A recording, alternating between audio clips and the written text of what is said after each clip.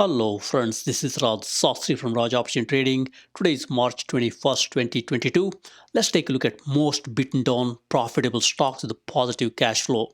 We'll start with the market update, then let's look at most beaten down stocks with the profitable companies and positive cash flow. So finally, it's all about Fed. When Powell says Fed will take necessary steps to address high inflation, stock market comes tumbling down. It's down. Last week we had a great week. This week, right now, today stocks are down. So futures are indicating tomorrow also there will be down day. We'll see how it goes. So with that, let's jump in. Look, from a market perspective, market is down today. So look here, we got a market down, and also futures market, it's pointing to a downward direction, down 33 in Dow Jones Industrial Average. And similar pattern in S&P 500. After a nice update, this is unsustainable. We are coming down, which is only natural. And similar trend in both Nasdaq as well as Russell 2000. But on a long term, as you can see here, we are still in a nice bull market. All these down days are really good buying opportunities to accumulate great fundamental companies and go from there. So with that, let's look at the fear and greed index. From a fear and greed index perspective, we're in the fear zone right now, and we were as low as 17 or I think even 12 or so last week, a couple of weeks ago. Now we're at 38. I can see us coming back to maybe 20 or so, and then decide where to go. Right now, it's all Fed-driven market, so that's why it will fluctuate. It's a very good market for traders who can trade up and down depending on the what market you're doing. But if you're a long-term investor, I suggest buy when on the down days and accumulate great stocks on a deep discount. So with that, let's jump in, look at some great stocks here. And before we go to stocks, let's look at the ETF action and see what they're telling us. From an ETF action perspective, broader stock indices are down. As you can see here, S&P 500 has got highest action from a volume perspective. From a volume perspective, even though market is down, look, the volume is just 87 million shares traded. Normally, when the market comes tumbling down, we see this volume going to maybe 120 million or 130 million. So this suggests today it's not a bad day. S&P 500 barely budged here. It's around 0.03% down. It's barely budged.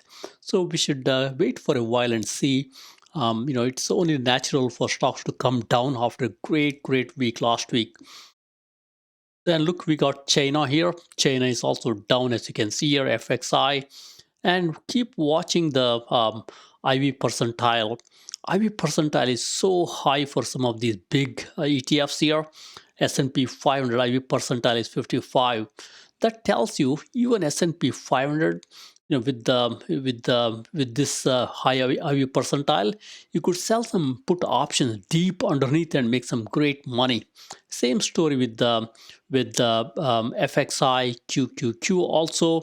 QQQ IV percentile is a little bit low here. You may not be able to make much money here, but you could make some good money in other great ETFs here. Given IV percentile for some of them is high. So with that, let's jump in, and before we jump in here, let's look at what's going higher. So look, XLE energy is going higher today, despite of market dropping down here. It's a little bit counter, and when market drops off, XLE goes higher. When market goes high, XLE goes down. It's a little bit reverse direction, which is a good one for the traders. And look, even same story, silver is going higher when the market drops. And we got gold here, gold going higher. So you could do something along these lines. When the market goes up, these will come down. You could buy some gold, silver, energy, and so on and so forth. But when market drops, they go higher. So you could do something along those lines, which seems to be working in this market. All right, now let's look at most beaten down stocks with the good fundamentals and good profitability and good positive cash flow. So we look at companies with the net margin positive sales growth, RSI actually less than 50. Volume is more than 1 million shares. Altman Z score more than 1.8.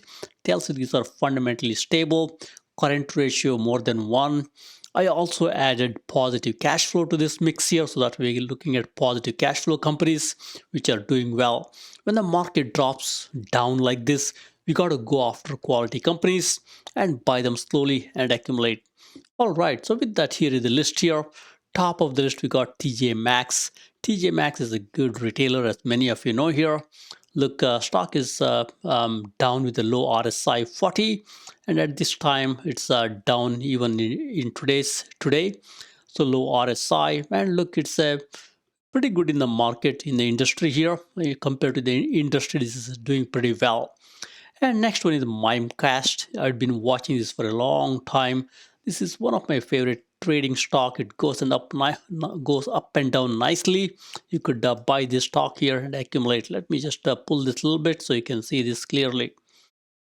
So all right, so my Mimecast is a good one. It's a good trading stock. When it comes down, it bounces back nicely. Right now, even though market is down, look, Mimecast is bouncing higher.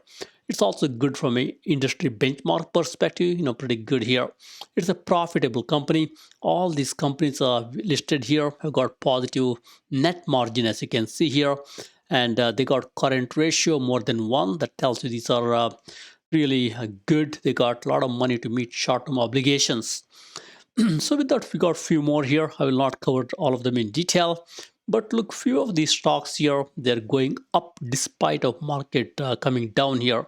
Look, we got PCAR here. This is also trying to go higher. When the market is down, that's a good sign here. Stock is beaten down, as you can see here.